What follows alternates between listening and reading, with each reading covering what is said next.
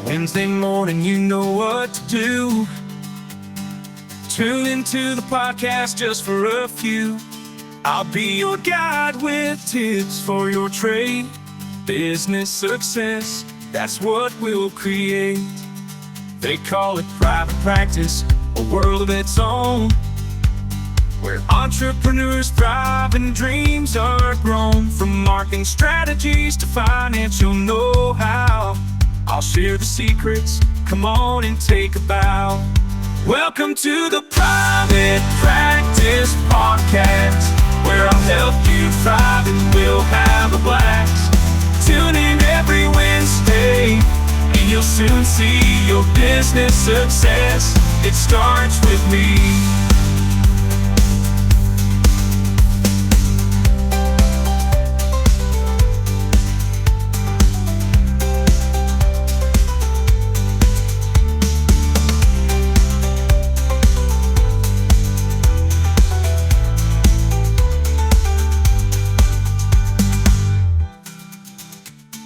Welcome to the Wednesday edition of the Private Practice Podcast. I'm so pleased that you're here. Today we're going to talk about how to embrace your worth and charge your true value in private practice as a health professional. And the reason that this has popped up is because, as many of you know, we are in launch week this week. We've got the free private practice workshop happening. It has been so much fun. We've got about 400 people in the workshop. About 80 or so of them are in the community that's attached to the workshop, and it's been so lovely seeing everybody connect and support each other and help each other. It's been really lovely to see people in the live Q&As and of course to deliver the training. And one of the things that has popped up from a few of the participants has been around, some level of discomfort charging their worth. And this came up because the way that I structured the workshop was based on my practice philosophy, which is all about, as you already know, mind, business, spirit. And the day one training was all about, overcoming common self-limiting beliefs that especially women solo private practice owners can experience and how it has a very detrimental effect on your business. We also spoke about 3 different types of mindset, and people had big aha moments and big takeaways, and it was so rewarding to see all of that happen and unfold on the call on day one, which was Monday.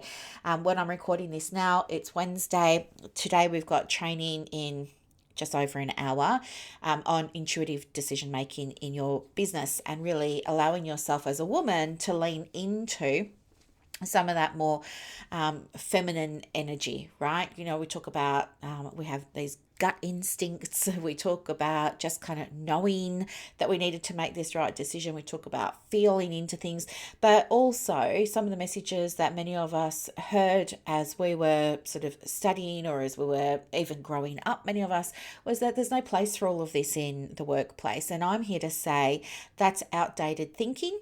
This is 2024, and you get to have the mind, business, spirit in your business. And if that's something that's important to you, then go for it and use it. And I think that as somebody who, we all have the masculine and the feminine energy, I think if you're discounting that feminine energy and you're not leaning into things like your intuition, that's not the only aspect of feminine energy, but it's a big one, then you're doing yourself and your clients and your business a disservice, because you're effectively, cutting off a limb here and hoping that you're still going to be able to do all of the things that you want to be able to do with ease, grace, and flow, and it's just not going to happen that easily for you. So right now, I'm going to talk with you about embracing your worth and how to charge your true value in your private practice. So when it comes to private practice, many women grapple with the challenge of recognizing, and also with the challenges, and it shouldn't even be a challenge, should it, of asserting their worth when it comes to things like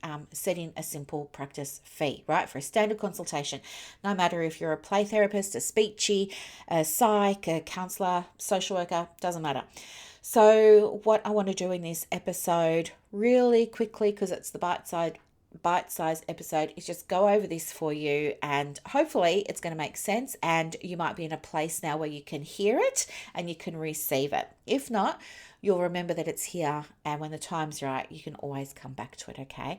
But the one thing that I want you to know is that by understanding your worth and acknowledging your own expertise, even if you're brand new to private practice, understanding your expertise, your skills, the knowledge, the wisdom you've got, the lived experience, all those kinds of things, and understanding how to embrace your own unique contributions, that's the key, right? Understanding your own unique contributions is the key. You'll be able to cultivate a mindset that's actually going to support the financial goals that you have for your business as well as your professional growth, okay? So there are five areas, I guess, five keys, I'm going to say areas that can support you better to embrace your worth differently when it comes to delivering services in your private practice. Okay, so the first one is to really understand your value, and there are three ways that you can do that. The first one is to recognize your expertise. So you can do this simply by thinking about your qualifications, reflecting on your experience, and thinking about the unique skills that you bring to your practice. Now, maybe if you think to yourself, well, we all learnt the same skills in my course, sure, but think about how you each apply them differently, and what is it about how you apply them differently that makes yours unique, okay? I want you to really also spend a moment thinking about all the time and effort that you invested into your education and into things like your professional development, right? Really think about it. Think about right back at the beginning when you were researching where you're going to do the course, and then you applied, and then it was like that moment of anticipation. Am I going to get accepted? Am I going to get in? And then you did get in, and the moment of celebration with that, and then you get your book list, and it's the, oh my gosh, can I afford to do this? And you get your amenities fees, and then you go to your campus for the first time. Do you remember that? How long ago does that feel like? Right? But you did that. And remember the first day you turned up for class, whether it was online or whether it was in person, and how are you feeling then? And remember when you got your prospectus or your program or your timetable, how did that feel? And think about when you got your first assignment, and, think about how you had to study for all those tests and exams. And do you know what I mean? Like, you've put so much effort and so much of your time. Think about the things you missed out on or that you sacrificed so that you could complete this education qualification, right? This foundation is really, really crucial in understanding that your knowledge and your skills have significant value in the community, okay? That's number one. Number two, really identify what makes your work different, okay? So if we all went and we all learned the same approach, let's say it's person-centered therapy, we all learned how to do that, and there's one client that goes and has a session with each one of us, right? And then we interview that client afterwards and say, hey, what was it like? Was it the exact same experience with everybody? They're going to say, no, it wasn't. Everybody did it a little bit differently. So think about how you do it differently, what sets you apart from others, okay? Maybe you have a philosophy, maybe you've got a unique approach, maybe you've got your own way of doing things, perhaps it's a demographic that you really love to serve, things like that. Number three, think about your client outcomes. So consider the amazing positive influence and impact that you've had on clients' lives. Think about any feedback that you've gotten, whether it was a little email, maybe somebody wrote you a testimonial or a review, maybe there was a success story. These types of things can really serve as very powerful reminders of the difference you make with the important work that you do. One of the things I used to do when I was first starting in my business was, back then, yes, we had the internet, but we didn't have Canva, right? It was before Canva. And I had a little, do you remember scrapbooks? Here we go. I had a poster size sort of scrapbook, and what I would do is anytime I got like positive feedback and things like that, I'll print it off and I'll put it in this little book. And what wasn't a little book, it was a big book, but anyway, you get the idea.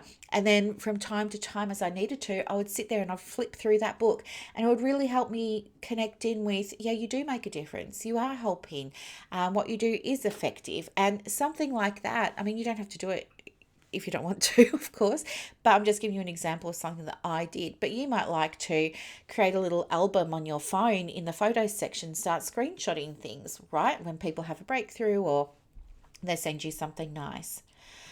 The second area there is overcoming limiting beliefs. I'm not going to go into this too much because I know many of you came along to or are in the current workshop, and we've just had a massive training on this. But for those of you who didn't and aren't and are not going to be part of it, just quickly, one of the ways that you might overcome a limiting belief is to look at challenging negative thoughts. So paying attention to any unwanted, unhelpful, negative beliefs that you might be holding about charging a higher fee. And really look at challenging these thoughts by questioning their validity and replacing them with positive affirmations about your worth. So before we go all airy-fairy, one of the easiest ways to do this is to connect your fee. Like when you're challenging the negative thoughts, think about it through the lens of your values. Okay, that's probably the easiest way to do this. And then replace them with affirming statements, right? So it doesn't have to be like an affirmation like you would go and get from Ishka or anything like that, or download off Pinterest. No, we want you to make a more helpful affirming statement about the worth of your service. Okay, number 2, shifting your mindset. Instead of viewing fees as a barrier, see them as a reflection of the value that you provide. So understand that charging appropriately allows you to sustain and maintain your practice, invest more in your growth, and serve your clients better. So shifting that mindset from fees being a barrier to more being a reflection of the value that you provide. Third, get support around this. So surround yourself with a supportive community of peers or mentors who can help to reinforce your worth. This is really, really, really, really important. I have a few online communities, as many of you know, many of you are in them. And from time to time, people will start talking about their fees, and it breaks my heart. It hurts my heart to see women, especially because it's like nearly all women in the groups, but talking about how they're only charging $80 or they're only charging $100, and they're encouraging other people to charge that as well. No, this is about supporting each other to charge the right fees. If you're in one of those communities and it's not building you up and it's making you feel bad for charging a fee, that's not the right community for you to be in, okay? In fact, a better community for you to be in might be something like the private practice certificate community. And I'm just mentioning this because the doors to that opened yesterday. They only open every 6 months, as you know. I'll put a link in the show notes for anyone who's interested in learning more about that. The third thing is setting your fees. So when it comes to setting your fees, be mindful of what the recommended fees actually are. So for example, in counselling, PACFA recommend that the average session fee for a counselling session is $160. I'm just Googling now the Australian Psychological Society recommended fee for this year, and theirs is $311. Okay, it's probably a little bit more. No, it's $311 for a session, right? So it's really important there that you're mindful of what the recommended fee is and that you're charging within that. So if the recommended fee is $160 and you're only charging $80, there's definitely scope for you to raise the fees. By familiarizing yourself with what the recommended fees are in your field, that knowledge can really, really help you to feel a lot more confident in your pricing, because now it feels like you've been backed up by your professional body. And it also ensures that you're remaining competitive while you're still valuing your services appropriately. Does that make sense? One of the things that I learned recently when I was doing my industry research, and to be honest with you, it's probably been a hot minute since I went and checked what other private practice coaches are charging. And I was saying to a girlfriend of mine the other day, I feel like I've been the Temu of private practice coaching. Like, I couldn't find another private practice coach that in the past had a private practice membership for $7. I couldn't find another private practice coach that was charging like what I was for coaching and courses and things like that. So yeah, definitely have a look at, what's going on, but also at the end of the day too, be aware of your mindset and make fees for your practice that are in alignment with number one, your values, number two, your shadow values, and number three, what the business needs you to be charging in order for you to reach your goals. Okay. The second point under setting your fees is to really think about your costs. So calculate your expenses, understand what your overheads are, including things like your PD, superannuation. Women, I'm looking at you here. Like, don't just get the money into your bank account and then think, oh yeah, I can go and spend it. No, when you put away money for your tax, and those of you who are now putting it away for your GST and your BAS and all of that sort of stuff, congratulations. That's really amazing. What an awesome milestone. Always make sure too that you're putting aside, I'm not an accountant, but for me, I just put aside 10%, but just automatically put that aside into your superannuation, because guess what? You're going to be retiring sooner than you know it, and you're going to want to make sure that that money is right there in the account for you. Okay.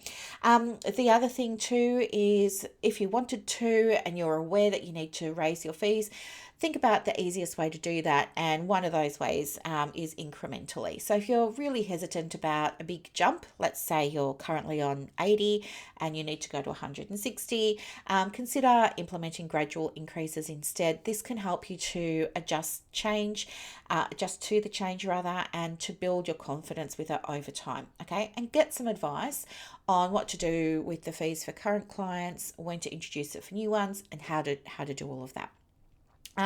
The third area here is about communicating your value. So really focus on, how can I articulate my worth differently? So practice explaining your services and their benefits really, really clearly and confidently, because by being able to communicate your value effectively, you'll be able to better help clients understand why your fee is the way that it is. Okay, you never need to justify your fee. It's not about that, but you will need to articulate your worth. Okay, and one of the other ways that you can articulate your worth is by really listening to what a client is wanting and needing, and then being able to speak into that. Okay, the second thing there is your social proof. So that's why we want to use things like your success stories, for example.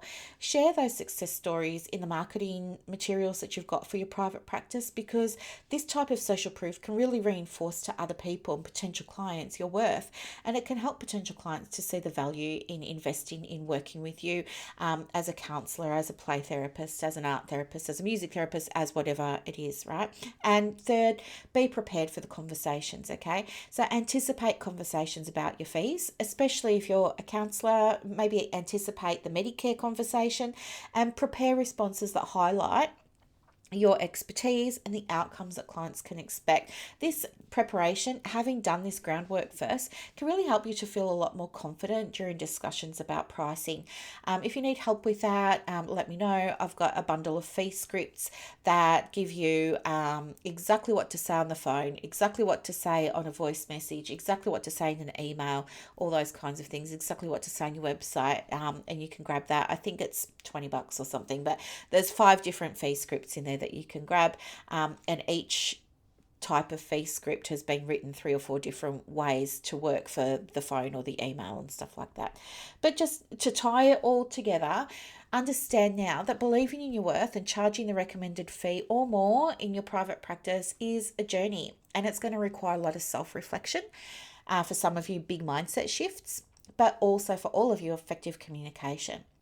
By really starting to lean into your expertise, and by starting to overcome and process some of these more limiting beliefs, and being able to better articulate your value, you will be able to embrace your worth yourself, and from that space create a sustainable and fulfilling practice that works for you and for your clients.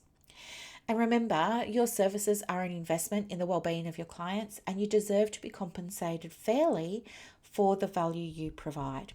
Okay, so I hope that this was super helpful. For those of you who are interested in coming along and learning how to start a private practice, or if maybe you're in private practice but you're not getting the results that you want yet, it's more likely than not it's happening because you just don't have all of the foundations in place, or you've got the foundations in place but they're not working for you and they just need some tweaking and updating and changing.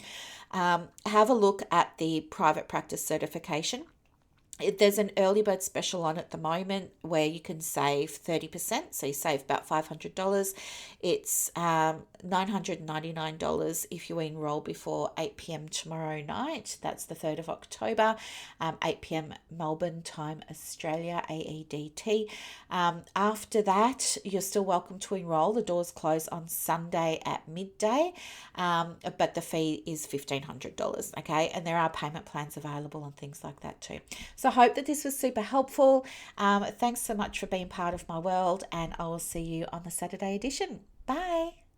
On a Wednesday morning, you know what to do. Tune into the podcast just for a few. I'll be your guide with tips for your trade. Business success, that's what we'll create.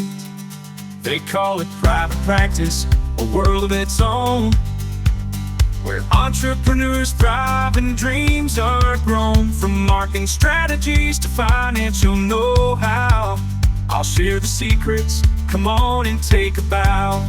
Welcome to the Private Practice Podcast, where I'll help you thrive and we'll have a blast. Tune in every Wednesday and you'll soon see your business success. It starts with me.